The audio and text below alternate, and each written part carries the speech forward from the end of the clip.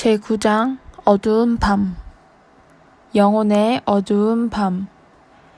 영혼이 하나님과의 합일에 맞가진 자가 되기 위해서 스스로 준비하고 또 다른 것으로부터 그러한 준비를 하는 긴 정화.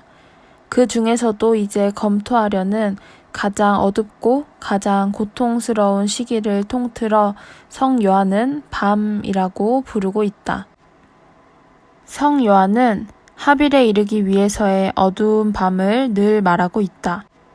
더구나 어두운 밤이라 이름한 저서가 이를테면 그 결론이 된다.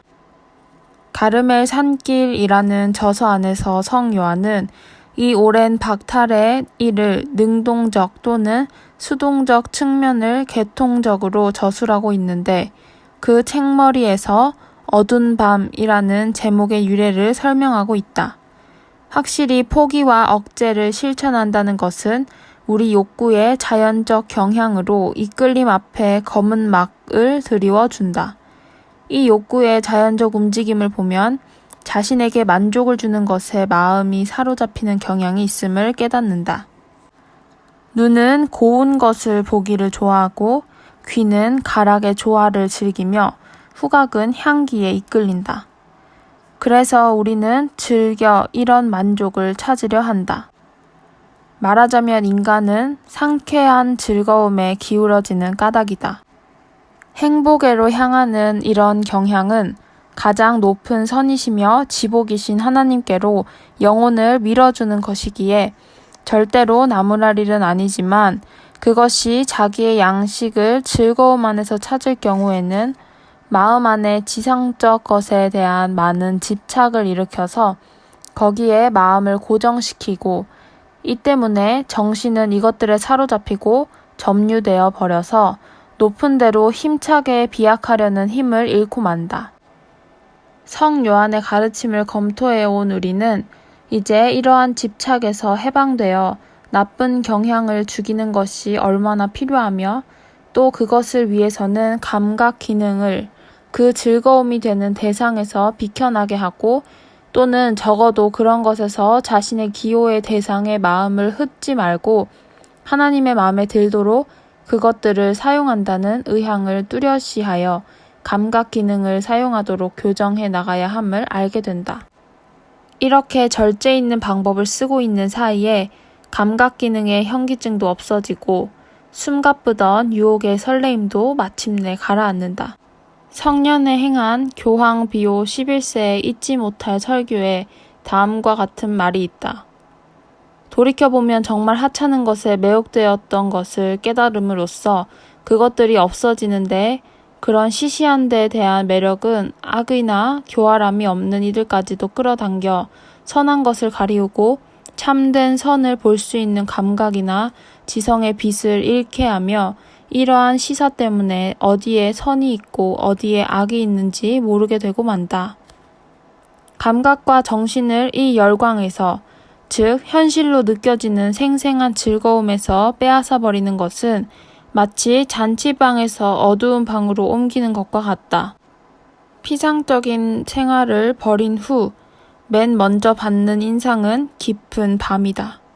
왜냐하면 태양은 아직 떠오르지 않았고 또한 온갖 것을 버리기로 다짐한 그 단호한 마음 안에도 새로운 생명에 대한 감각, 신적 태양의 현존이 마침내 가져올 비할 데 없는 기쁨과 평안을 그 영혼에게서 넘치게 하는 새로운 생명에 대한 감각이 아직 그 봉오리를 피우지 않고 있기 때문이다. 그런데 스스로 실천하는 억제로서 처음으로 영혼을 찾아드는 이 어두움이란 바로 내적 생활 안에 매우 큰 위치를 차지하고 있는 감각의 무게에서 마음을 해방하도록 도우시려고 하나님 친히 그 영혼을 메마른 상태에 빠뜨리실 때에 생긴다. 정말 영혼은 이제까지 즐기던 온갖 아름다운 이념, 온갖 감미로운 정서 뒤에 온전히 자기를 숨기고 태양빛이 사라져 밤이 찾아왔음을 뚜렷이 느낀다. 그가 관상에 들어가 고요히 그 사랑의 시선을 하나님께 집중하기 시작하면서 하나님과의 새로운 친밀을 키우기에 알맞은 분위기를 만들려고 대신 덕에 열심한 실천에 힘쓴다면 현세적인 빛이 다시 되돌아온다고는 말할 수 없다. 기도로서 길러지는 관상은 영혼에게 새로운 이념을 가져다 주는 것이 아니고 오히려 그와 반대이기 때문에 흔히 어두운 관상이라 부른다. 게다가 단지 기도 중에서만 아니라 일상에서도 대신덕 실천으로 온 마음을 하나님께 쏟고 있기 때문에 지상 것에서 더욱 멀어지게 마련이다. 즉, 다만 멀어지는 것처럼 생각될 뿐 아니라 실제로 멀어져 가고 있다. 그도 그럴 것이 이미 그런 것에서는 아무런 집착을 느낄 수 없게 되기 때문이다. 그 결과 세상 것은 이제 마음의 관심사가 되지 않는다. 왜냐하면 그의 마음은 지상 것을 보지 않을 뿐더러 끊임없이 하나님 안에서만 그러한 것을 사랑하려고 하기 때문이다. 하지만 마음 안에 신앙의 빛이 번져가면 그것이 어떤 모양으로든지 마음을 비추게 되어 지상 것을 포기하는 데서 생긴 어두움은 마침내 어느 유의 신적인 밝음으로 바뀐다. 관상에 진보하고 있는 이가 어느 시기에 이런 인상을 지닐 수 있음과 더구나 천상 기쁨의 서곡이 될 만큼 넘쳐나오는 빛에 휩싸인 하나님과의 합일에 이른 이가 이런 것을 느끼게 됨은 우리는 조금도 부정하지 않는다. 그러나 이러한 영역에 이르기 전에 하나님과의 친교는 한층 열절한 것이 되고 그 영혼에게는 매우 깊고 짙은 어두움이 되어 그 속에서 영혼은 고통스럽고 고민한다. 그러나 이 어두움 안에서 비로소 영혼은 불순한 마지막 껍질이 벗기우고 완전한 합의를 앞둔 마지막 장애가 드디어 제거되어 오롯한 겸손 안에 가라앉아서 자기에게 하나님의 자비를 풍요로이 내리게 한다. 지금까지의 정화의 시기를 모두 밤이라고 부름이 마땅하다. 더구나 메마른 상태의 시기를 감각의 밤이라고 한다면 정화의 이 마지막 부분은 더더욱 그렇게 말할 수 있으며 성 요한도 역시 이것을 하나님께서 찾아오시는 정신의 밤, 수동적 밤이라고 부르고 있다. 지상의 밤. 하나님께서 찾아오시는 수동적 밤이란 사람 편에서 만드는 것이 아니고 하나님께 그 근원이 되는 어두움을 말하는 것이다. 누구나 자기 혼자서의 노력만으로는 합일의 요긴한 순수함에 도달할 수 없다고 성 요한은 강조하면서도 한편 자기가 자진하여 정화를 위해서 아낌없는 태도로 진지하게 노력할 때 자신의 힘만으로는 이룩하지 못할 이 일을 도우시려고 하나님께서는 반드시 와주신다는 것도 같은 강도로 주장한다. 성 요한의 이 확증은 세속에서의 그리스도인으로서의 소명 그 자체가 부르는 성화에 도달하려는 자들에게는 큰 위로가 될 것이다. 물론 세속에서는 그리스도교적 완덕을 얻기에는 특별히 조직된 생활에서와 같은 수덕을 위한 도움을 가질 수는 없을 것이다. 서원을 실천하거나 또는 규칙을 지킨다는 점에서도 수도자는 억제와 자진하여 행하는 자아 포기에 끊임없는 수련을 할 수 있다. 이를테면 순명을 완전히 실천해 간다면 으뜸의 명령이라든가 규칙으로서 지워진 의무에서 드러나는 하나님의 뜻을 이루기 위해 자기의 의지를 항상 포기할 수 있다. 수도 생활의 대부분은 거룩한 순명으로서 규정되어 있으며 날마다 정해진 희생으로 채워져서 그것으로 말미암아 수도자는 현세적인 집착에서 해방된다. 그러므로 수도자는 이 희생들을 그대로 충실히 받아들이기만 하면 된다. 말하자면 영성적 정화는 충실 그 자체로서 진보하기 때문이다. 그런데 세속에 있는 이들은 이것과는 아주 다른 조건 아래 있다. 가정에서는 수덕적 목적으로 짜여진 생활은 아주 드물며 오히려 각 가정 형편에 따라 생활을 가능한 한 편의하도록 하고 있다.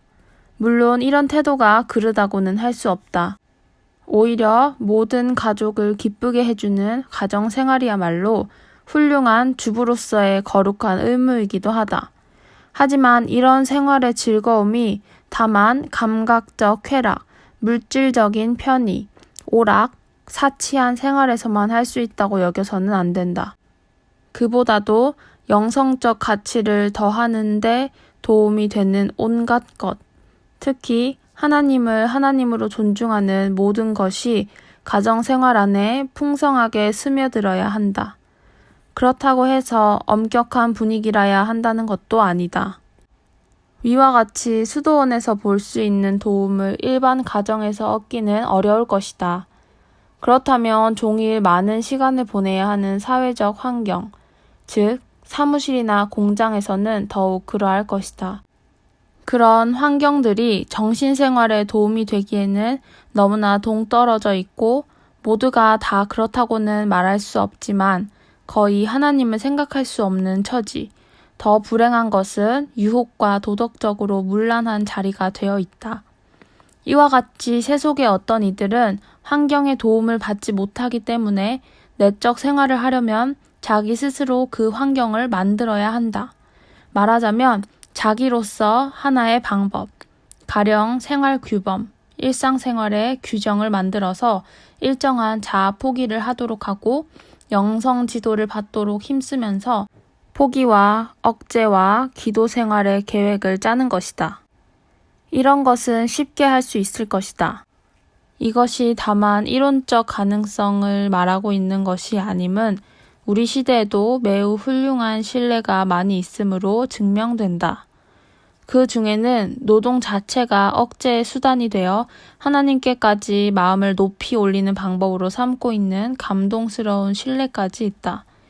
또한 환경을 보더라도 그 자체로는 저기에 가득 차 있지만 그것이 그대로 사도직의 자리로서 거기서 말과 표양, 기도와 인내로 일하고 있다. 나 자신도 가톨릭 노동청년회에 가입한 젊은 노동자들 사이에서 생활한 적이 있으므로 이런 것이 결코 단순한 탁상 공론이 아님을 경험으로 알고 있다. 그러므로 사회에서 적당한 환경의 혜택을 받지 못하여도 하나님께 아낌없는 태도를 보여드릴 수 있을 것이고 또한 자진하여 자아 포기에 과감히 힘쓴다면 하나님의 자비를 끌어오게 되고 하나님으로 인하여 깨끗해지는 소위 수동적 정화를 받을 수 있게 된다. 사회에 있으면서도 받는 이 수동적 정화 역시 수도자들과 똑같은 수준이라고 할 수 있다. 거기에는 아무런 차이도 없다. 오히려 세속 생활에서는 현세 것에서 이탈해야 할 기회가 매우 많으며 자칫하다가는 온전히 마음을 빼앗기기 쉬운 것까지 늘 하나님 안에서 사랑할 수 있도록 이용하는 기회를 하나님께서는 수없이 보내신다. 인생, 특히 가정에서 얼마나 숱한 변천과 비통한 사건들이 일어나고 있는가. 독자는 아마 리지웨의 가르멜에서 발행한 어느 가정의 내력을 읽었을 것이다. 거기에는 예수 아기의 성녀 데레사가 태어나고 자란 가정의 일들이 꾸밈없는 필치로 쓰여져 있다. 정말 하나님의 축복을 담뿍 받은 가정, 성인들의 가정이었다. 암으로 망가진 병든 몸이면서도 생명을 위협하는 마지막 날까지 상점일에서 손을 놓지 않고 바늘을 움직이고 있었던 저 마르탱 부인의 초인적이라고도 할 수 있는 정력을 보고 누가 감동하지 않겠는가. 내 자녀의 죽음, 사랑하는 이들의 중병, 다루기 어려운 아이를 위한 쉴 새 없는 염려, 실증나도록 끊임없는 상점일, 그리고 마지막으로는 그녀를 넘어뜨린 야속스러운 암. 이것이 마르탱 부인의 작은 십자가였다. 그런 중에서도 겸허하고 열심하였던 그녀는 깨끗한 결혼 생활과 가시에 찔린 아픔이 끊이지 않았던 생활, 그러면서도 언제나 하나님을 첫자리에 모신 가정 생활에서 참다운 성화의 길을 건너갔다. 참으로 그녀는 그 십자가로 자기를 성화시켰다. 그녀는 항상 하늘을 바라보면서 주님의 손에서 모든 십자가를 고요히 받아 안았다. 만일 모든 그리스도인들이 그녀처럼 자기에게 주어진 십자가를 선용할 줄 안다면 얼마나 좋겠는가. 현대에도 결코 십자가가 부족하지는 않다. 교황 비오 12세는 선량한 이들이 고통에서 선익을 얻을 수 있게 기도할 것을 거듭 권유하였다. 그리고 그것이야말로 가장 아름다운 기도이다. 주님이신 하나님의 손으로부터 십자가를 받을 줄 아는 이는 하나님을 진정 사랑하는 자이다. 이것은 세속에 있는 이나 수도자이거나 마찬가지로 가능한 일이다. 그렇다면 충실한 영혼에게 주님이 즐겨 이룩하시는 것, 즉 마지막 시련을 거쳐서 하빌의 절정까지 이끄시는 것을 수도자에게만 행하신다고 어찌 말할 수 있겠는가? 아니, 확실히 세속에 있는 일도 하나님의 인도로 정신의 수동적 밤에 들어갈 수 있다. 고통의 삶. 하나님과의 합일에 이르는데 이 밤이 얼마나 필요한가를 이해하려면 십자가의 성 요한이 말한 영혼의 변화 안에서 이루어지는 순수한 사랑에 관해서 말한 것을 상기하면서 애정과 사랑의 움직임을 구별할 줄 알아야 한다. 순수한 사랑에서는 사랑한다는 것과 하나님의 거룩한 뜻을 굳이 지켜나가려는 마음 외에 그 무엇에도 구애되지 않는다. 이렇게 다만 하나님의 영광만을 위해서 살고 사랑의 감정 따위에는 맘 쓰지 않는다. 비록 그것이 즐거운 것일지라도 사랑의 부수적 부분에 지나지 않기 때문이다. 그러나 우리는 너무도 자주 그것에 집착하여 사랑의 순수성을 잃고 만다. 열성에 불탄 사랑이 자신을 바치기를 요구하여 괴로운 희생을 부과할 때와 자기에게 몹시 어렵게 여겨지는 포기를 하였을 경우 경험한 바와 같이 자기의 희생적 정신을 보기 때문에 자기는 정말 하나님을 사랑하고 있다는 어떤 자아의식을 어느 틈에 갖게 된다. 그러므로 때로는 눈에 띄지 않을 정도로 숨겨진 것이긴 하지만 자기 만족의 기쁨을 느낄 적이 있다. 더구나 사랑한다는 것은 상쾌한 일이며 또한 진정 사랑하고 있다는 의식은 마음 안에 기쁨과 평화를 준다. 그런데 이런 기쁨은 결코 나쁘지는 않지만 아주 의당한 기쁨까지도 인간의 나약으로 집착하는 일이 없어야 하겠다. 감정은 하나님도 아니며 또한 우리를 하나님과 합일시키는 것도 아니다. 우리는 오로지 하나님을 사랑하고 다른 모든 것들도 하나님 안에서만 사랑해야 한다. 하지만 어떻게 자기의 힘으로 끝까지 남아있는 이런 비참이나 교묘히 숨겨진 과오에서 빠져나갈 수 있겠는가? 그래서 진정 하나님과의 합일에까지 이르려는 이에게는 하나님 친히 당신 손을 내미시어 그 진지한 노력에 보답하시고 자기의 힘으로는 할 수 없었던 것을 하나님께서 대신 해주신다. 즉, 하나님께서는 감정적 사랑에서 우리 마음을 떼어놓으시어 송두리째 뽑아버리고 의지까지 없는 어두움 속에 잠기게 하심으로 이 암흑 중에 자신은 정말 하나님을 사랑하고 있는가 라는 불안에 쌓여 자문하게 된다. 십자가의 성 요한은 영혼의 수동적 밤을 연옥에 비교하고 있다. 사실 연옥이 천국에서 하나님과의 결합을 위한 영혼의 마지막 준비인 것처럼 현세에서의 정신의 밤인 연옥 역시 사랑의 합일에 직접 연결되어 있다. 그러나 이렇게 비슷하면서도 한편 큰 차이가 있다. 죽은 후의 연옥은 실질적이고 신비적인 불로 되어 있다. 그것은 하나님께 진 빚이 남아있는 영혼의 녹슨 것을 태우는 이해할 수 없는 참된 불이다. 그런데 이 지상에서 신비적 연옥을 겪은 것은 같은 사랑의 불꽃임에는 틀림없으나 벌 주기 위한 것이 아니고 영혼의 온전한 건강을 위한 것이며 따라서 영혼의 성화를 위해서다. 다만 여기서 문제되는 것은 오직 받기만 하는 수동적 사랑, 말하자면 하나님 친히 영혼을 당신께로 당기시어 의지를 통틀어 하나님께 집중시켜 주시는 사랑이다. 영혼은 하나님께 잡히고 끌려가서 다만 받아들임 외에는 아무것도 하지 않는다. 이렇게 의지가 하나님께 잡히고 꽉 붙잡힐 때 영혼 안에 하나님의 어떤 감각이 생기어 이로써 거의 체험적이라고 할 만한 하나님의 위대하심과 초월성을 터득하게 된다. 하나님께서 이런 것을 감미로운 모양으로 행하실 때는 하나님의 감각 역시 감미로워져서 마음은 소위 하나님께 쏟는 고요한 사랑의 시선을 즐기다가 마침내는 하나님 안에 온전히 삼켜지고 만다. 그런데 이 수동적 사랑이 더욱 거세게, 더욱 격렬하게, 거칠게 영혼을 끌어당길 때는 마음 안의 울림도 역시 달라진다. 영혼을 휩쓰는 이 새로운 경험 앞에 영혼은 하나님의 위대하심이나 성성보다도 자신의 비천함이나 비참함에 짓눌릴 정도로 하나님과의 사이에서 절박한 대조를 느낀다. 이렇게 넘칠 정도로 하나님을 받아들일 수 있는 충분한 마음 준비가 되어 있지 않으면 그런 일을 당할 때 몹시 마음에 침착을 잃으며 새로운 체험의 빛을 받는 그 눈은 자기의 본성이 참으로 부당한 상태라는 것에만 온전히 마음을 쓰게 된다.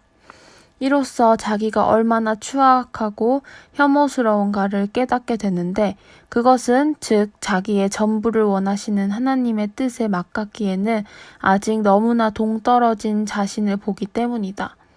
불순하고 나약하며 지나치게 인간적이고 비참한 자신, 고집 세고 유연성이 부족한 자신을 느낀다. 따라서 하나님을 위한 참된 사랑, 말하자면 하나님의 부르심에 응답할 만한 사랑을 전혀 갖고 있지 않음이 뚜렷이 드러난다. 하나님을 사랑하고 있지 않을 뿐더러 아직도 현세 것에 마음을 빼앗기고 자신의 일에만 골몰하는 많은 나쁜 경향을 갖고 있음을 느끼고 두려워한다. 그리고 자기는 하나님 앞에 얼마나 흉한 자인가를 생각하면서 괴로워한다.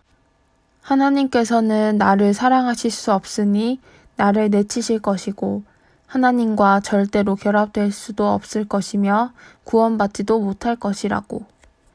예수 성심의 성녀 데레사 말가리다는 피렌체의 선조 가르멜의 수녀였는데 그녀의 깨끗한 마음을 비오 11세는 불붙는 눈이라고까지 말할 정도였다. 23도 채 못된 젊은 나이로 온전히 하나님 안에 숨어서 깨끗한 생활에 놀라운 표양을 남겨주었는데 그 마지막 생애의 몇 해 동안 이 무서운 정신의 밤을 깊이 경험했던 것이다. 그녀의 영혼을 에워싼 어두움은 너무 짙어서 하나님과의 친교를 뒤덮어버리고 하나님께서 자신의 가난을 속속들이 보여주셨으므로 그녀는 하나님의 은혜의 부르심에 충분히 응답할 수 없다고 생각되어 초조했으며 자기의 영적 지도자에게 다음과 같은 근심스러운 질문을 하였던 것이다. 신부님, 제가 구원받겠습니까?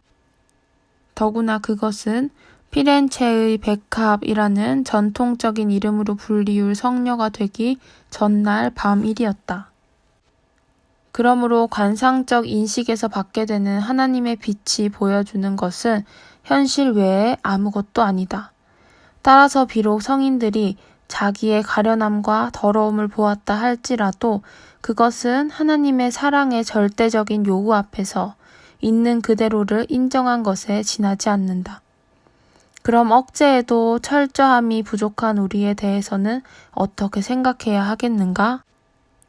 정신의 밤이라는 도가니 속에서 받는 이 고통과 대죄에 대한 뉘우침으로 받는 두려움이나 고통에는 큰 차이가 있다.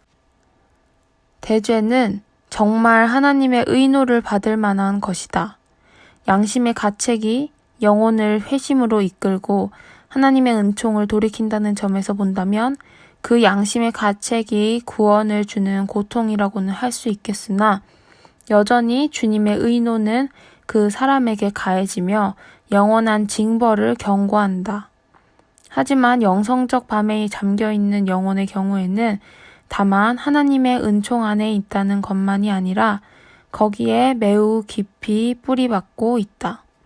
그러면서도 그 영혼 안에는 비록 아무리 작은 마음의 움직임일지라도 절대로 그것을 승낙치 않을 것을 굳이 다짐하였어도 아직 수많은 나약성이 남아있으므로 하나님과 하나 되는데 필요한 아주 완전한 순수함을 하나님께서 요구하실 때 그는 자기의 추루함을 똑똑히 깨닫고 이제 하나님께서는 자기를 사랑하실 수 없을 거라고 단정하고 만다. 확실히 지금은 하나님을 사랑하는 데서는 아무런 기쁨도 느끼지 못한다. 그러므로 틀림없이 하나님을 사랑하고 있지 않다고 여기고 더구나 하나님께 사랑받지 못하고 있다는 것을 몹시 괴로워한다. 물론 이러한 것은 하나의 느낌에 지나지 않을 뿐이며 사실 그렇다는 것이 아니다. 하나님께서는 그 영혼을 사랑하고 계시며 그 가장 아름다운 증거로는 하나님께서는 실제로 그를 당신께로 잡아당기시며 온 마음을 기울이고 계신다는 것이다. 한편 영혼 편에서도 결코 하나님을 사랑하지 않는 것이 아니다. 오히려 하나님께 대한 그의 사랑은 놀랍게 성장하고 있다. 뒤덮인 듯한 수동적 사랑으로서 당신께로 당기시는 하나님께 밀려서 그 영혼은 온전히 거기에 자기 마음을 모은다. 그도 그럴 것이 그는 한 고르로 하나님만을 사랑하기를 원하고 의지는 더더욱 하나님이라는 대상으로만 오로지 집중되어 가기 때문이다. 그때의 사정을 뚜렷이 드러내는 표는 다음과 같은 것이다. 즉, 자신이 말할 수 없이 비참하여 하나님 앞에 부끄러워하며 끝내는 영원히 하나님으로부터 버림받기에 막가진 자라고 믿으면서 하나님을 사랑하려 온 힘을 기울이고 비록 조금이라도 하나님의 마음을 거역하기보다는 가장 참혹한 죽음을 1000번이라도 감수할 다짐을 한다. 그가 주님께 드리는 공경과 두려워함이 이렇게 큰 것이다. 끝없는 경외심이 함께하는 사랑이야말로 정신의 고통 중에 하나님께서 보내시는 수동적 사랑을 보여주는 맨 처음의 형태이다.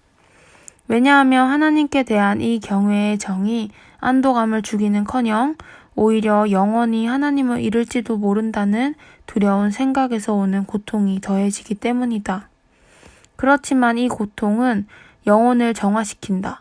사실 그것이 하나님을 거역하는 모든 것에 대한 참된 미움의 정을 일으키며 이 미움이 마음 안에 뿌리 박을 때 하나님의 뜻에 반대된다고 생각되는 모든 집착을 내쫓기 때문이다. 이렇게 서서히 집착에서 떠나 하나님의 역사하심으로써 그런 것들에서 해방되어 간다. 더구나 하나님의 이 역사하심은 때로는 훨씬 부드럽게 나타나 각자가 지닌 실제 능력에 따라서 잘 적응되기 때문에 그 전처럼 그렇게 엄격한 대조를 느끼지 않게 되며 또한 자신의 비참에 대한 의식도 그다지 생생하지 않게 된다. 바로 이렇게 될 때 자기 안에서 하나님의 역사하심을 의식하고 하나님께 대한 사랑의 열정을 느끼며 한 고르로 하나님께만 집중하고 이미 자기는 보지 않게 된다. 이처럼 고통 그 자체의 사랑과 다른 형태의 괴로운 열정적인 사랑 사이에서 때를 보내고 이 사랑 때문에 그는 하나님께 자신을 바치고 자기를 죽이고 자아를 희생하려는 마음의 재촉을 받으며 사랑하는 하나님을 위해서는 불가능하다고 생각되는 것이 이미 없으므로 가장 힘든 것까지도 감히 하려고 한다. 이렇게 사랑의 층대를 조금씩 올라가서 어느 날엔가 이 사랑은 완전히 순수한 것이 되어 영혼을 하나님과 온전히 하나 되게 이끌어준다. 그것은 커다란 은총이다. 위로부터 보내주시는 정신의 수동적 압냐라는 것이 위로할 수도 없는 영혼의 고뇌이기는 하지만 하나님의 크나큰 은혜이다. 성 요한은 어두운 밤이라는 유명한 시 가운데서 다음과 같이 노래하고 있다. 오 밤이여 길잡이여 새벽 도곤 한결 좋은 오 밤이여, 괸하는 이와 괸 받는 이를 괴는 이로 몸 바꿔진 괴이는 몸을 한데 아우를 아하 밤이여. 이 밤은 여명이다. 그것은 직접 하나님과의 합일의 날을 준비시켜 준다. 우리 마음속에 마지막 동록을 없이 해주며 지상 것에 대한 마지막 집착의 끈을 끊어버리고 인간적 의지를 참된 신적 의지로 변화시키므로 거기에는 이미 두 의지는 사라지고 오직 하나의 의지뿐이다.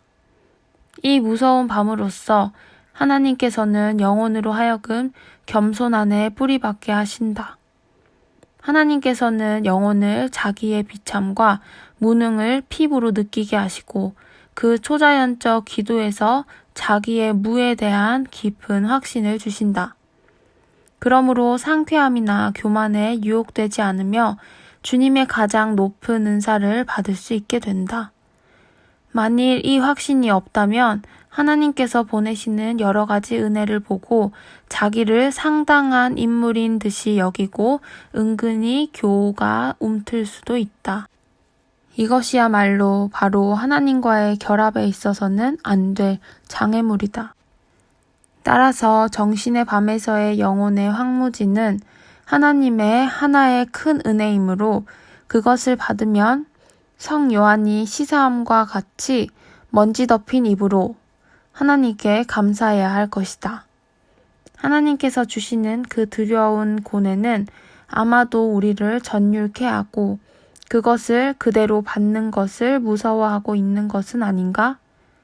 그러나 잊어서는 안 될 일은 언젠가는 반드시 이 완전한 정화의 과정을 밟아야 한다는 것이다. 만일 이 지상에서가 아니면 내세의 연옥에서 받을 것이다. 천국에서의 생활은 사실 하나님과의 완전한 합일이며 누구나 그 모든 집착과 불완전에서 정화되지 않는 한 하나님과의 온전한 결합에는 이르지 못한다. 그러므로 비록 하나님의 은총 안에 죽었더라도 영혼이 절제 없는 모든 욕망에서 온전히 정화되어 있지 않다면 당연히 연옥에서 정화되어야 한다. 하지만 생각해보면 죽은 후에 연옥에서 정화되기보다는 이 현세에서 정화되는 편이 훨씬 더 낫지 않겠는가? 이 물음에 대한 논리적이고 합리적인 똑똑한 대답을 하기 위해서는 잠깐만 생각해봐도 넉넉하다. 영혼이 지상살이를 끝내고 육신에서 떠남과 동시에 우리는 이미 초자연적으로 가치 있는 행위, 즉 하나님의 사랑을 획득할 수 있는 기회를 잃어버리게 된다. 누구나 다 아는 바와 같이 초자연적 가치가 있는 행위는 모든 성화 은총을 증가시키는 것이어서 그 증가와 함께 대신덕, 특히 애덕이 굳세어진다. 따라서 초자연적 가치가 있는 행위를 할 수 없게 되면 그만큼 사랑을 더하는 능력도 잃어버리므로 연옥에서 극도의 고통을 거쳐서 정화되는 영혼은 결코 사랑에 진보하는 것은 아니다. 말하자면 이 고통은 죄를 씻어주는 것이지 초자연적 보상을 얻는 것이 아니기 때문이다. 그런데 신비적 체험으로서의 연옥이라는 것은 이것과는 아주 다르다. 성 요한은 그것을 다음과 같이 설명하고 있다. 하나님께서 뒤덮는 듯이 쏟아주시는 사랑이 인간편의 사랑을 도우러 올 때 그 사랑의 무한한 굳셈으로 말미암아 우리 마음의 마지막 동록을 벗기고 정화시킨다. 그러므로 신비적 체험으로서의 연옥이라는 것은 참으로 하나님의 사랑으로 만들어지고 거기에서 사랑의 무한한 굳셈이 드러나게 된다. 이렇다면 하나님을 진정 그리고 가능한 한 강렬한 사랑으로서 영원히 하나님을 사랑하려는 이가 이 두 연옥의 선택을 망설일 수 있겠는가? 죽은 후의 연옥불은 다만 깨끗해질 뿐이고 조금도 사랑을 증가시켜주지 못하는 연옥보다 이 세상에 있으면서 신비적 체험으로서의 연옥을 통해서 사랑을 증가할 수 있는 편을 누구나 마땅히 즐겨 선택하지 않겠는가? 하지만 어떤 이는 이 의를 제기하기를 하나님께서 보내주시는 이 무서운 고통을 견딜 만한 힘이 없음이 두려워서 오히려 고뇌 안에 빠져서 용기가 꺾이고 희망을 잃고 결국에는 영원한 벌을 받을 것이 아닌가 할 것이다. 가장 깊은 견해에서 본다면 이러한 위험은 없다고 대답할 수 있다. 그러나 우리는 정신의 밤에 있는 영혼이 하나님의 확실한 은혜 안에 닷을 내리고 아무것도 못하고 있다고 말하려는 것은 아니다. 절대적인 뜻으로 말한다면 그는 아직 죄를 저지를 수 있으나 영혼 안에서 역사하는 정화의 관상으로서 죄에서 멀어지는 것이다. 실상 그때 영혼이 견디는 모든 힘은 성령의 은사로서 영혼의 상태를 비추시며 하나님께서 쏟아주시는 사랑의 하나의 결과이다. 하나님께서 부어주시는 사랑과 성령의 은사의 역사는 하나님의 주도권에서 나오는 것이며 실제로 결실을 맺게 하는 것, 즉 하나님의 역사하시는 은혜를 말한다. 말하자면 영혼이 하나님께로 옮겨지고 유익한 영향력을 늘 거기에서 받고 있다는 것이다.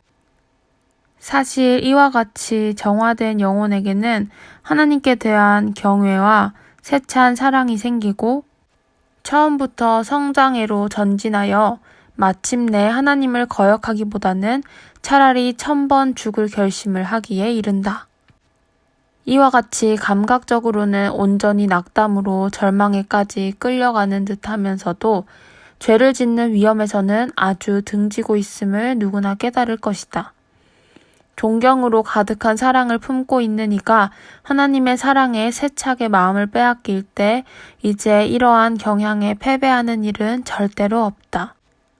그렇다면 하나님을 위한 뜨거운 정열에 온전히 빼앗긴 것 같이 느끼는 이에게 대해서는 과연 어떤 상태를 이루고 있을까? 그는 하나님을 한층 더 기쁘게 해드리기 위해서라면 아무리 어려운 일이라도 조금도 꺼리지 않을 것이다. 이렇게 그는 의무를 다할 마음의 준비를 언제나 갖추고 있다. 성령의 역사하심으로써 영혼 안에 일어나는 시련 중에서도 그의 마음은 하나님의 보호 아래 있으므로 조금도 두려워하지 않는다. 또한 그는 그 고통 중에 어떤 유의 도움을 갖고 있다. 말하자면 그것은 이 고통을 가볍게 하는 방법으로 그것은 말할 나위도 없이 진정으로 성모님께 의뢰하는 것이다. 지극히 거룩하신 마리아의 충실한 종이었던 성 그리뇽은 성모님의 충실한 종들이 겪는 정신의 고뇌를 성모님이 맛스럽게 해주신다는 것을 똑똑히 말하고 있다. 이것은 그다지 이상하지 않다. 만일 성모님이 거룩한 성의를 입고 신심과 고행을 성실히 지키고 있던 사랑하는 자녀들의 사후, 연옥의 고통을 가볍고 짧게 해주실 수 있다면 어찌 신비적 체험에서 겪는 연옥 고통을 어머니다운 전달로 가볍게 해주실 수 있겠는가? 물론 의심 없이 이루어질 일이라 믿는다. 자녀다운 마음으로 열성껏 성모님의 도움을 청하는 것은 내적 생활에 크게 이로우며 또한 하나님과의 합의를 준비시켜주는 정화의 마지막 시기에 있어서도 크게 도움이 된다. 그러나 드디어 마음의 순수함에 이르고 하나님의 뜻에 아무것도 거스르지 않게 되면 하나님의 빛이 폭포처럼 흘러 들어온다. 십자가의 성 요한은 그의 저서 중에서 문을 활짝 열었을 때 집 안에 들어오는 태양이라는 상징으로서 이를 설명하고 있다. 만일 사람이 자기 편에서 할 수 있는 것을 한다면, 즉 온갖 것을 버리고 비운다면 하나님 편에서 하셔야 할 것을 안 하실 수는 없습니다. 적어도 은밀한 침묵 중에 당신을 주실 것입니다. 그것은 맑은 하늘에 태양이 비추지 않을 것이라는 아주 어리석은 상상보다도 한층 더 불가능한 일입니다. 태양빛은 문만 열면 기다렸다는 듯이 곧장 들어오는데 하나님께서 이스라엘을 지키시려고 절대 잠들지 않으신 것처럼 지금도 잠들지 않으시며 깨끗이 닦여진 영혼 안에 들어가시어 하나님의 은사로 채워주십니다. 이렇게 하나님께서는 언제나 참으로 태양처럼 당신을 모든 이에게 주시려고 항상 기다리십니다. 그러니 우리들도 완전한 자아 포기로서 영혼의 문을 열지 않으렵니까? 그렇게 하면 하나님께서 우리 안에 흘러 들어오시어 하나님 안에 우리를 변화시키실 것입니다.